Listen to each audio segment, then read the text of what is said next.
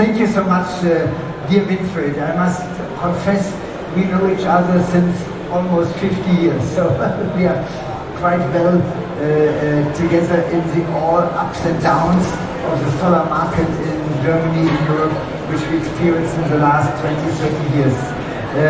But today we are in a very critical point in time, and as a matter of fact, this is the topic of our session today. We know that the solar market globally will grow enormously in the coming years. We are all aware of the issues of the climate disasters.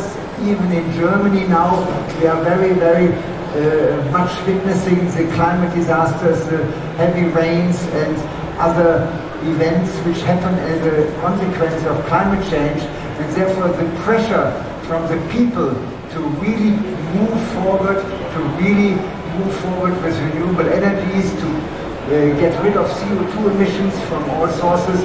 This pressure will increase year by year.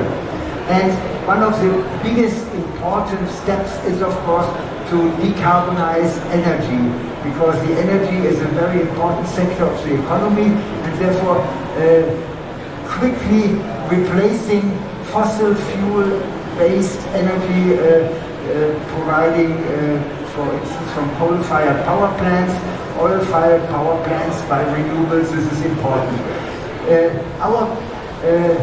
Our expectations are that from today installed 1.5 terawatt of PV power will increase by 2040 or 2045 to 50 to 70 terawatt.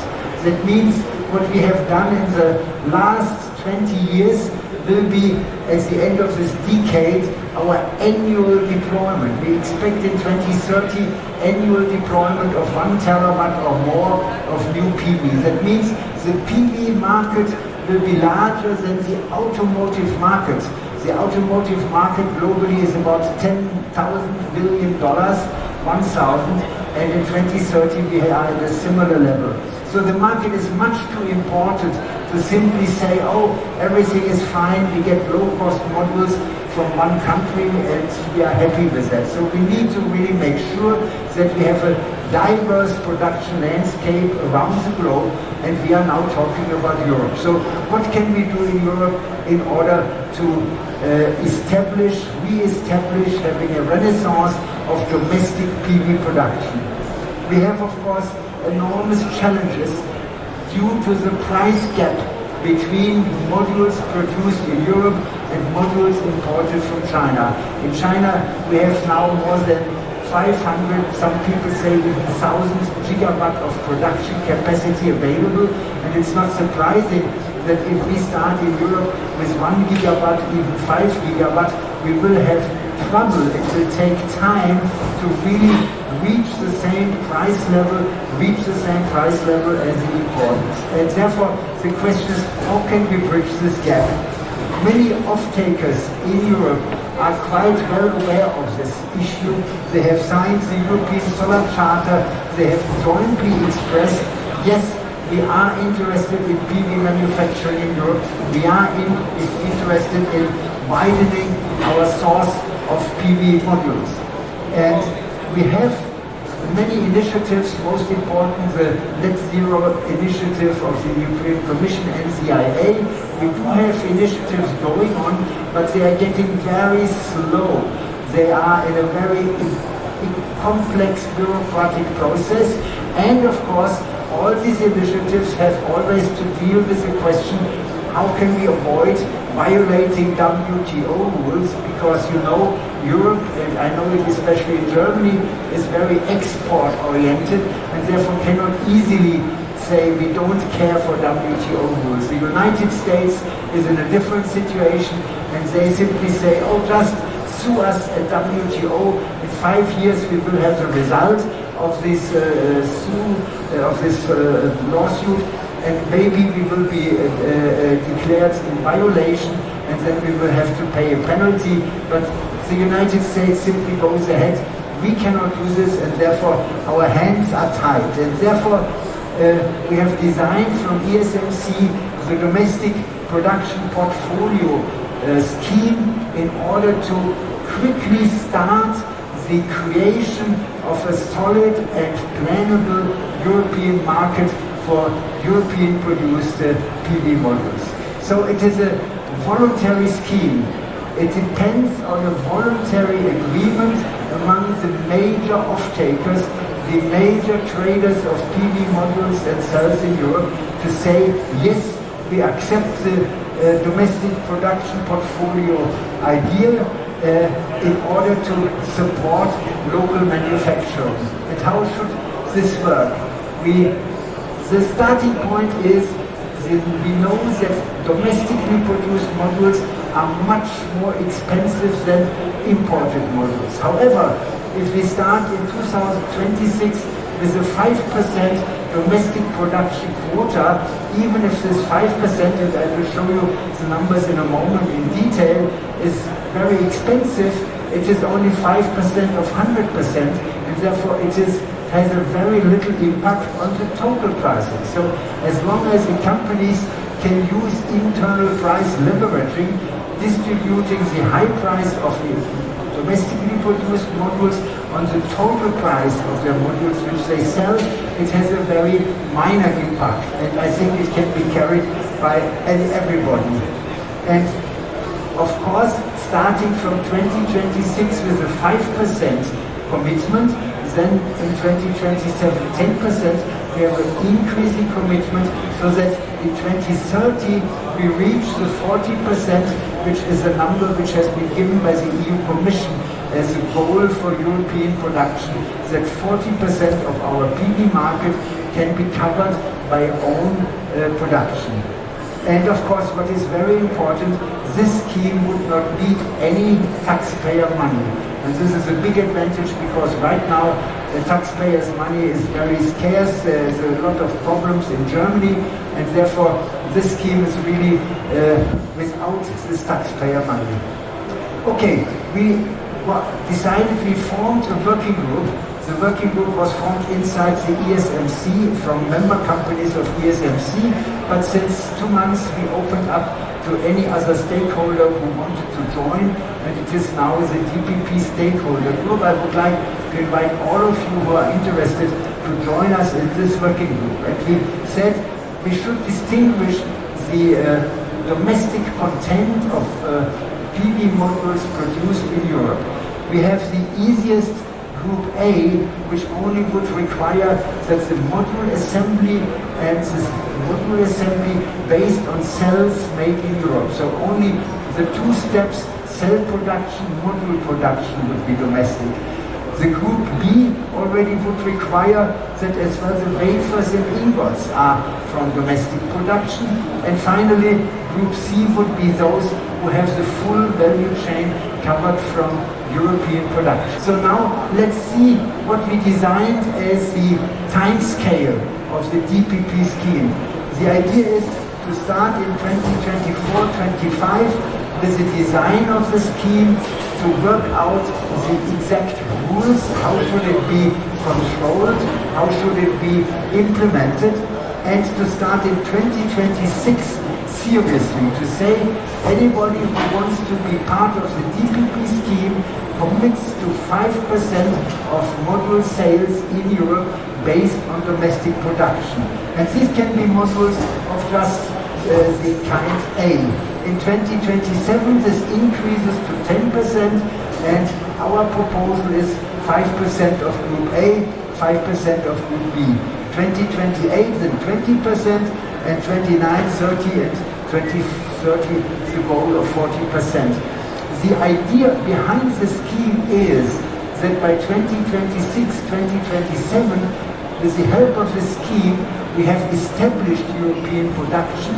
We have European production at the multi-gigawatt scale, so that in 2028, 2029, the price difference between domestically produced modules and imported modules is disappearing, and therefore it doesn't make a big burden even to have a 30 or 40% domestic part. And we can actually quite easily estimate what will be the cost of such a scheme. Let's start with 2026 with a 5% quota.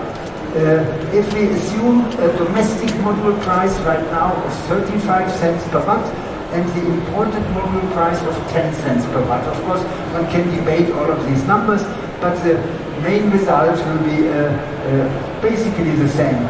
And we take as an example a company which has total utility scale PV sales of 100 megawatts.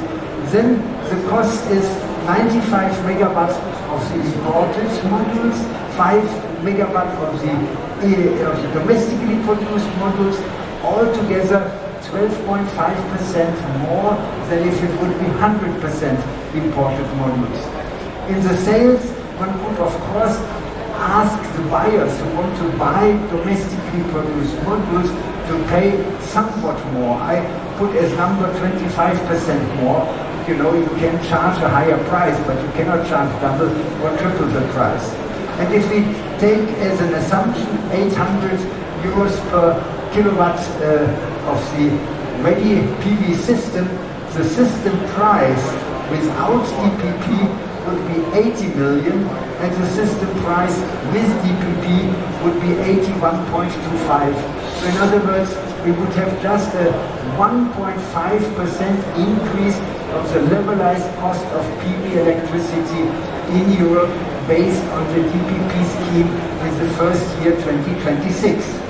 If we go to the second year, we have 10% total sales, take a little bit lower domestic module price, but as well a little bit lower imported module price, which is already a number which we hear sometimes today, and then we can calculate the same, and the result of this calculation is 3% higher levelized cost of electricity. So I would say 1% and 3% higher price for PV electricity is nothing, absolutely nothing, compared to the price of PV electricity if we make border limitations, if we shield away the import of modules.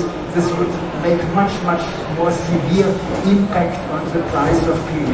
So in summary, the cost of the DPP scheme is very moderate, can be easily carried, and what we have to create is a public awareness and assumption that really this is where we want to go. And of course, after 2028, we expect that the decreasing cost of domestic production and the increasing percentage of the domestic production quota will counteract so that it stays at a very reasonable level. So altogether we can summarize that we use a similar approach as in the United States for building efficiency. You might not be aware of that. In the United States, building energy efficiency is not detailed in legal rules, but it is administered by a non-government organization, LEED. And today, if you want to buy a house which is newly built in the United States, if it doesn't have the LEED gold label, you will probably not touch it, because nobody touches non-LEED cars. And so the same should be with PV modules, that nobody likes to buy PV modules of sellers who are not part of the DPP scheme. NZIE options and any other rules from the Commission and from governments which increase the sales of domestic modules are of course helpful for the DPP scheme, because they make it easy for the companies to fulfill the DPP certification. You know, the important thing is if somebody buys an imported PV module from a DPP certified seller, a trader, then all the modules are DPP, and this person knows I have done something to support European PV industry, even if the module is an imported module. And of course, manufacturers can give priority to DPP off-takers, very clear. We can later, when we are sitting together in the stakeholder group, we can define as well criteria for DPP silver, gold and platinum levels, depending on the quality of the modules and on the other factors which we can elaborate. We should start in 2025, and of course we are open to further input from off-takers in the PV market. Of course, social sustainability, footprint, CO2 footprint should be can be applied to the sales portfolio, a grading scheme which we already mentioned. The EU digital passport is a very common current topic, and of course it is no contradiction. It can be easily integrated with the DPP scheme. And on July 1st we will have the first completely open stakeholder meeting. To this I want to invite all of you and any other companies interested in this, because we want to be really inclusive in developing the details of the DPP scheme. And then finally, the idea is, and this is something which we have to discuss jointly, to make an official kick-off of DPP at EU PVSec in Vienna in September, when this meeting takes place. This is of course at the moment just a suggestion, has not yet been decided, but this is where we want to go. So much I wanted to say about the DPP scheme.